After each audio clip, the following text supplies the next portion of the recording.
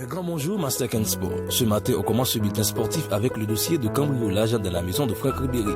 Hier sur Instagram, Franck Ribéry annonce que son domicile a été cambriolé et qu'il prendra les décisions nécessaires au bien-être de sa famille. En Angleterre, Manchester City perdu plus de matchs qu'Arsenal cette saison en Premier League. Toujours chez les Gunners, Arsenal prête à vendre Matteo Guendouzi cet été.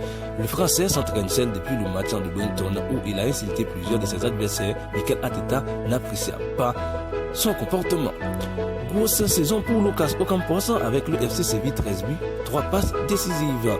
Restons toujours en Liga, Joao Félix est parfait pour le match face au Celta de Vigo. Selon la Gazeta dello Sport, Naples a proposé d'inclure dans la transaction pour le transfert de Victor Osimhen et Gabriel. Très énervé contre le club madrilène, James Rodriguez a demandé avec Zidane de ne plus le convoquer pour le match. Quand il ne joue pas, il préfère de rester chez lui plutôt que de se déplacer avec l'équipe sans aucune importance.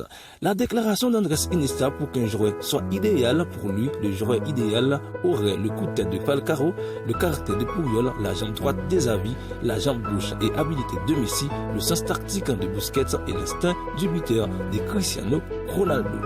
Dossier Mercato, l'Inter a un accord avec Abidjan concernant du milieu de terrain Sandro Tonali pour un montant qui serait de 35 à 38 millions d'euros.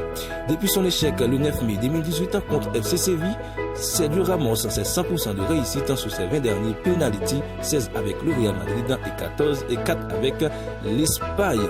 En Italie, Donnarumma est le gardien qui réussit le plus grand nombre de clean sheets en Serie A cette saison, et soit déjà autant que la saison dernière.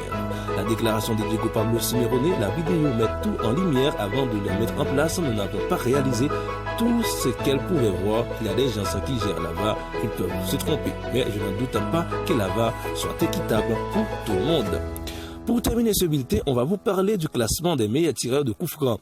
Jorginho en première position avec 77 réalisations, Leroy Pelé en deuxième position 70, Ronaldinho, David Beckham CR7 et sans oublier Victor qui en est en quatrième position et Lionel Andrés Messi se trouve en 13e position avec 52 réalisations. Bonus pour ce matin, un jour comme aujourd'hui en 2019, Dani Alves est devenu le premier joueur de l'histoire à remporter 40 trophées, une carrière sensationnelle du Brésilien.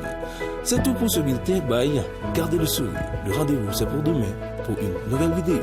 Ciao ciao.